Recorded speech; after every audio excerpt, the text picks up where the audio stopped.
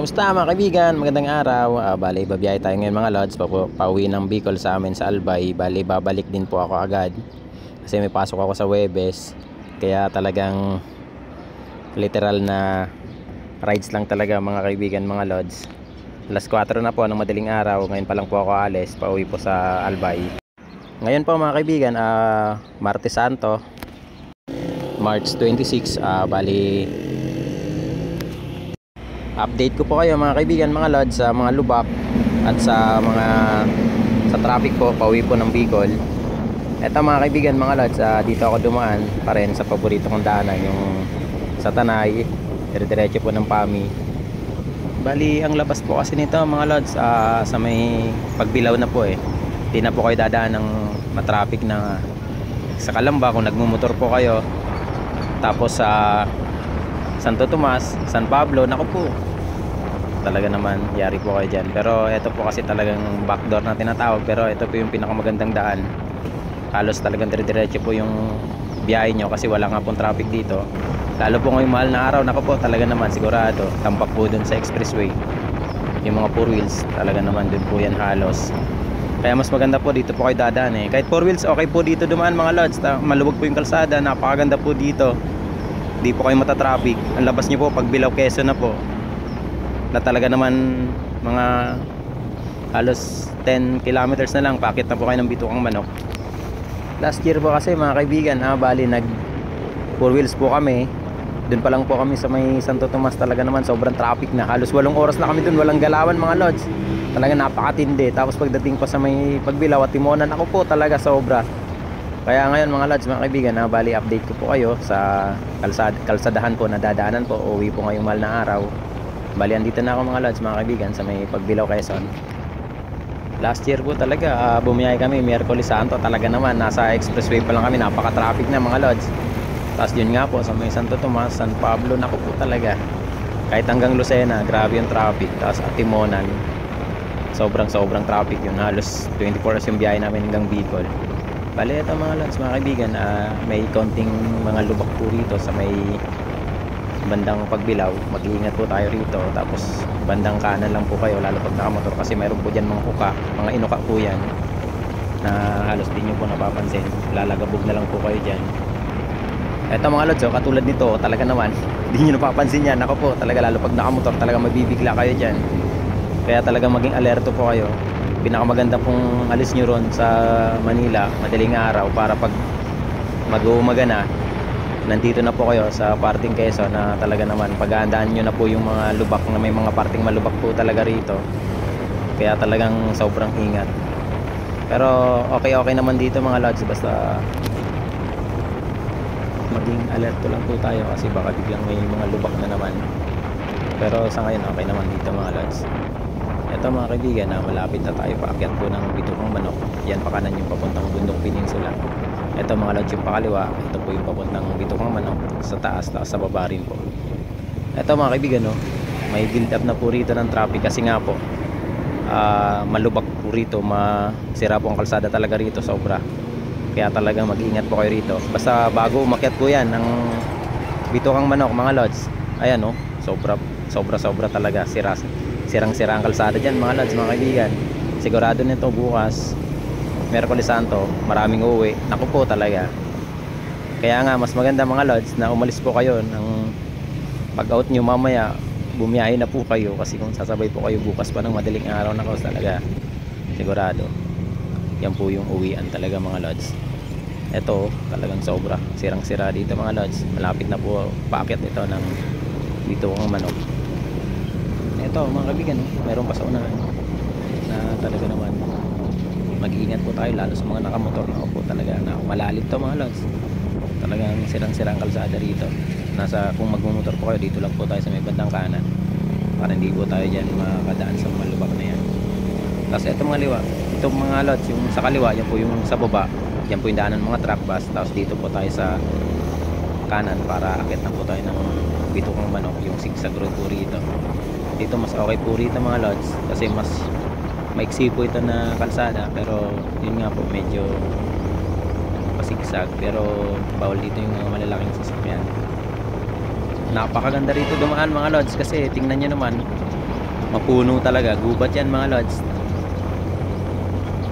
Tapos napakaganda po ng view. Tapos may mga nagbabantay dyan sa kaliwat kanan para sila po yung mag-guide sa atin na para kung padiretso tayo o mag-i-stop. Kasi nga po medyo masikip itong kalsadang to, pero napakaganda ng kalsadang to. Ito mga lods yung pinakamagandang view talaga ng ano, lalo pag doon tayo sa taas. Sobra dyan, sobrang ganda. Maraming huminto dyan sa taas, pero tayo diretso kasi ilang beses tayo nandyan. Sobrang mag-iingat po yung mga uwi po ngayong mahal na araw sa dito po sa Quezon, sa Bicol, tapos sa Visayas, Mindanao. Dito po kasi yung daanan lahat sa Quezon, kaya talagang mag-iingat po tayo. Kailangan may sapat na tulog tayo mga lods, tapos maganda po yung ating isipan, katawan, na paghandaan po natin yung mahabang biyahe. Ito mga lods, napakaganda talaga rito. Pag nandito ka sa taas, makikita nyo dyan sa baba, ibang klaseng ganda dyan. Ito mga kaibigan, meron pa ritong mga lubak dito po yan sa taas, kaya talagang mag-iingat po tayo. Pero nilagyan naman po nila ng mga lupa yan. Bali ito mga lods, yung lugar na to malapit lang to sa may rest area. Yun po yung sa may park, yung hintuan po talaga rito. Ito mga lods, yung park sa kaliwa. Yan mga lods, malubak dyan, sira din ang kalsada, kaya dito pababa na po tayo ng Pitokang Manok. Ito mga lods, pababa na po tayo. Napaganda talaga ng view rito. May mga lubak pa rin po rito mga lods, mga kaibigan, sira po yan. Kaya pag nagmumotor tayo dito po yan sa pinakagilid, sa pinakakanan po talaga, malapit na rito sa may harang, sa may barandilya nitong Pitokang Manok. Ayan mga lods, sira po yan, kaya dito po tayo. Pag maulan dito talaga naman mag-iingat po tayo rito lalo mga lods, kasi madulas na po dyan. Bali mga kaibigan mga lods, pagbaba po natin, mayroon pa rin mga konting lubak dito sa may bandang pagbaba po ng Pitokang Manok, kaya talagang iwasan lang po natin yan. Ito mga kaibigan, sa tapat po ng barangay Tindugan at Tindagan sa Timonan. Ito mga lods, talagang malalim dito, mag-ingat po tayo rito lalo na pag nakamotor. Sobrang malalim yan mga lods, talaga naman. Nasa tapat lang ito mga lods ng barangay at ng basketball court. Tapos ito mga lods, sa unahan meron pa rin. Pinakamaganda pa rin po talagang bumiyahe ng mas maaga mga lods kaysa Miyerkules Santo, kasi ngayon wala pang mga sakyan, wala pang traffic ngayon. Bali mga lods, tuloy-tuloy po ang aking biyahe, hindi po ako ng traffic kasi maaga po ako malis sa amin sa Pasig, alas 4. Tapos ito mga lods, mga 9 AM na nandito na po ako sa may, palapit na po ako sa may Gumaka, Quezon. Ito may lubak pa rin mga lods, pero maingat po tayo. May nagsabi kasi sa akin na talagang pag ganitong mahal na araw matraffic na, pero sa ngayon mga lods, talagang tuloy-tuloy po ang aking biyahe, hindi po ako na traffic. Kaya mas maganda po agahan po natin ang ating biyahe para hindi po tayo matraffic at nang makauwi po tayo ng maaga sa ating uwian sa Bicol o kung saan po kayo uwi. Ito mga lods, malapit na ako sa bayan po ng Atimonan, na talaga namang mabilis po talaga yung aking biyahe kasi di po ako na traffic. Kaya agahan nyo na po umalis dyan sa Maynila kung uwi po kayo, huwag nyo na pong pabutin pa ng Miyerkules Santo. Ito mga kaibigan, na bayan ng Plaridel, Quezon, meron pa rin po rito mga lubak. Mag-iingat pa rin po tayo rito, na talaga malapit lang po ito sa bayan po, sa munisipyo po ng Plaridel. Halos tapat po yan yung Plaridel Municipal Hall, kaya mag-iingat po tayo rito kasi may mga lubak pa rin po dyan. Pero the rest po, okay naman po yung kalsada, tuloy-tuloy naman po ang aking biyahe ulit. Sa unahan po nito, andyan na po yung dagat, yung view na magandang dagat ng Plaridel, Quezon. Papunta na po yan ng Gumaka. Ito mga kaibigan, yung maraming kainan dito sa may Gumaka, tapat ng dagat. Tapos mag-ingat po kayo rito kasi yung release po rito talaga naman, hindi nyo napansin, mataas po yung release dito talaga naman, na lalo pag nakamotor, yari kayo dyan. Kaya talaga mag-iingat po kayo pag malapit na po sa mga release. Ito naman mga lods, nakalagay dito na matraffic sa bayan po ng Gumaka. Kung sakali mabuting at tanghali, dyan na po kayo, mag diversion road na po kayo, wag na po kayong didiretso po rito sa bayan. Ako magbabayan ako kasi maaga pa naman ako mga lods, pero ina-advise po talaga ng mga nagbabantay dyan na doon po kayo diretso sa diversion road, wag na pong dadaan dito sa pinakabayan po ng Gumaka, Quezon. Ito mga lods, yung malapit na sa Gumaka, mga 4 kilometers na lang. Sa unahan po ito ang San Miguel Beer, malubak po dyan bago po magbayan.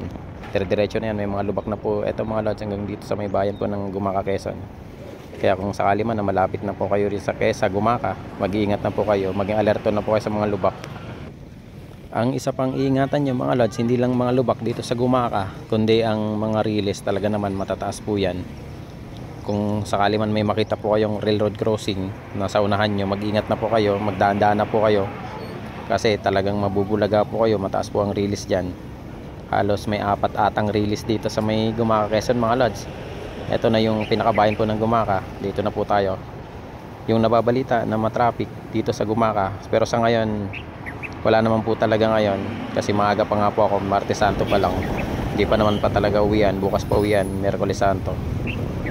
Kaya ito mga lods, na traffic daw dito kahapon kasi may na-aksidente daw dito mag-asawa, na sandwich daw ng jeep tsaka ng truck, sabi nung gasoline boy sa Petro na pinagasolinahan ko. Naku po, nakakalungkot na balita yun, uwi daw ng Ragay sa Camarines Sur. Kaya kailangan talaga magdoble ingat po tayo mga lods, lalo na pag nakamotor, nakasasakyan man. Lagi tayong mag-alerto, magdasal po lagi at mag-iingat sa obra na po. Yun lang talaga mga lods. Ito mga kaibigan, yung bayan po ng Gumaka, Quezon. Bale, meron na naman pong riles, kaya talaga mag-iingat po tayo kasi malubak po dyan pag malapit na sa riles mga lods. Ito talagang Gumaka, Quezon, bayan talagang hindi nila inaayos pa. Halos lahat dito ng kalsada pag malapit ka na at palabas ng Gumaka, Quezon bayan, talagang napakatindi. Sirang-sira ang kalsada rito mga lods. Ito, tingnan nyo na naman yung pangatlong release na yan mga lods. Talaga naman yung kalsada rito, grabe. Sana ayusin nyo naman, magpakitang gilas na kayo ngayon habang malayo pang eleksyon, para matandaan kayo ng mga tao na gumagawa po kayo, nagtatrabo kayo, mga politiko kayo.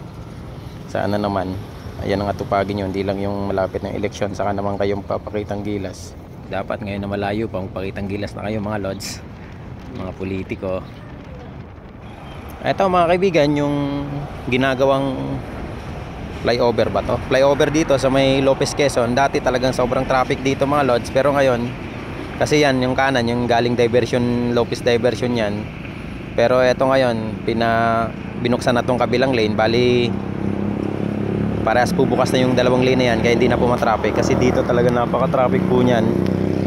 Dati talagang oras po yung inaantay dito bago kayo makalusot kasi pinapagana lang yung kabilang lane. Pero ngayon okay na po rito sa may Lopez flyover na ginagawa, gumagana na po lahat ng lane, kaya tuloy-tuloy na rin po ulit ang biyahe nyo rito mga lods. Hindi katulad dati, naku po, talaga napakatagal nyo magantay kasi kabilang lane nga po yung pinapa-go at pinapa-stop naman yung sa kabila, kaya talaga antayan po talaga. Binubuhos po nila yon yung mga sasakyan bago nila pag-go yung kabila. Pero ngayon mga lods, walang gumagawa rito, kaya wala pong traffic ngayon, tuloy-tuloy po yung mga biyahe. Kaya ngayong mahal na araw, tuloy-tuloy po yung biyahe natin, hindi na po tayo matatraffic dito mga lods sa ginagawang flyover dito sa may Lopez, Quezon. Ito pang isang pinakamalupit mga lods mga kaibigan, paglagpas nyo ng ginagawang flyover bago magkalawag, boundary ng Lopez tsaka Kalawag, talaga naman makikita nyo rito malubak sobra. Nag-iingat po kayo rito mga lods, talaga ito malalim to. Pag di nyo napansin to mga lods mga kaibigan, kaya lalo sa mga nakamotor na katulad ko, mag-iingat po kayo rito. Boundary po ito mga lods, malapit na to sa may boundary po ng Kalawag, Quezon. At ito mga lods, yung tulay ng Kalawag, maano to, mataas to mga lods, kaya magdaan-daan po kayo rito sa tulay ng Kalawag, Quezon. May mga parting lubak pa rito mga kaibigan mga lods sa may papuntang Kalawag. Ito talaga naman mag-ingat po tayo rito mga lods, yung malapit na po papunta pong terminal ng Raymond to, marami po rito mga lubak, kaya talaga mag-ingat po tayo. Basta mga lods mga kaibigan, ito yung mga lugar na dapat nyo pong iwasan. Wag po tayo magmabilis dito, lalo pag nakamotor. Nako po, mahirap na. Sana naman po yung mga politiko dyan, ayusin na po ito kung ano man po yung gusto nyong marating ngayong pong eleksyon. Ito mga kaibigan, yung kalsada po ng Andaya Highway, Quirino Highway na tinatawag din po. Bali maganda po rito sa may bandang Tagkawayan yung kalsada, medyo marami na po silang natapos na kalsada rito, kaya maganda na po yung takbuhan dito.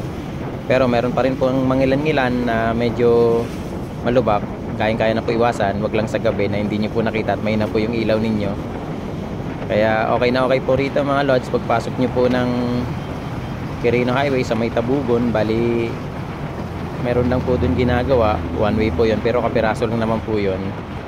Tapos diretso na po yan hanggang dito nga po sa may Del Gallego. Okay na okay rin po yung kalsada, talagang mapapaganda po yung takbuhan nyo po rito. Pero meron pagdating nyo po sa may Upper Binahan, Ragay, Camarines Sur, nako po, dyan na po yung kalbaryo talaga naman. Mula po sa may Upper Binahan, Ragay, Camarines Sur, ito na po yung makikita nyong kalsada talaga naman. Talagang kung nakamotor kayo, talagang yari, kailangan mag-iingat po tayo rito. Hanggang dun yan mga lods, na malapit na sa may bayan ng Ragay. Pero pagdating naman doon, may konting medyo magandang kalsada, pero yun na naman hanggang dun sa may bayan ng Ragay, halos mga 5 or 6 kilometers na ganito mga lods yung kalsada. Kaya talaga mag-iingat po tayo rito, sobra. Tingnan niyo naman, talagang medyo wasak mga lods. Pero mga kaibigan, ito meron na rin silang tapos na kalsada, kaya medyo okay na rin dito banda. Dati napaka-traffic nito, pero ngayon ito na, medyo tapos na yung kabila, kaya sa kabila naman. Ito mga kaibigan, meron pa sila ritong one lane, kaya talaga mag-aantay po kayo rito hanggang sa maubos po yung sa kabila, tapos kayo naman ulit. Pero saglit lang naman to mga lods, kasi kapiraso lang naman tong ginagawa rito, kaya mabilis lang po ito. Ito mga kaibigan, yung malapit na sa may bayan po ng Ragay, bali nakikita nyo naman, wasak na naman yung kalsada rito, kaya talagang mag-iingat po kayo rito. Basta mula po sa may Upper Binahan hanggang sa may Ragay, mag-iingat na po kayo. At patitikimin naman kayo rito ng medyo magandang konting kalsada. Pero pagdating na naman dyan sa unahan, yung pinakamalapit na sa may gasolinahan, sa may bayan po ng Ragay, doon na naman yari. Ito mga lods, yung sa may tapat po ng park ng Ragay sa Camarines Sur, tingnan nyo naman, sobrang wasak yan. Kaya sa unahan dyan yung Raymond, talagang mag-ingat po tayo rito hanggang sa makarating po tayo, makalampas po tayo sa may tulay. Pagkalampas ng tulay po ng Ragay, bali hanggang sa may LTO, maganda-ganda na po yung kalsada rito mga lods. Kaya talaga maganda na rin ang takbo nyo rito. Okay na okay dito mga kaibigan, talagang maganda na yung kalsada. Naayos na rito, halos mga ilang kilometro rin to na maganda yung kalsada. Pero pagdating na naman dito, papunta na po ng Lupi, tingnan nyo naman, wag po kayong gigit na dyan kasi 4 lanes po yan. Dito po tayo sa pinakadulo, pinakakanan, kasi nako po, malulubak po talaga kayo dyan. Hanggang sa may Lupi na po yan, hanggang doon sa may Sipukot, dyan na po yung kalsada, talagang kalbaryo na po yan. Kaya talagang mag-iingat po kayo dyan, lalo yung mga kasamahan ko na nakamotor. Kahit 4 wheels po, nako po, tingnan nyo naman po yan talaga. Kaya mag-iingat po kayo mula po dyan, hanggang doon na po yun sa may Sipukot. Hanggang sa may Tara, Sipukot, dun po medyo hanggang dun po yan yung medyo maganda-ganda na po yung kalsada dyan. Pagdating po ng Tara, hanggang sa may Naga na po yan. Ito mga lods, yung papasok po ng Tara, bali pag kumaliwa po kayo, papunta pong Dait yan. Tapos ito pag kumanan, papunta po ng Naga, Legazpi, puntang Visayas, Mindanao po yan. Kaya yun mga lods, mga kaibigan, yung update po dyan sa Lubak, sa Quezon at sa may Quirino Highway. Pero pagdating nyo po rito sa may papunta na po ng Naga, sa may mula po sa Sipukot, okay na po yung kalsada. Kaya talagang mapapahataw na po kayo rito. Pero syempre mag-ingat pa rin po tayo. Ugaliin po natin ang magdasal bago po tayo bumiyahe, at habang nasa biyahe hanggang sa makarating po tayo, magpasalamat po tayo sa kanya.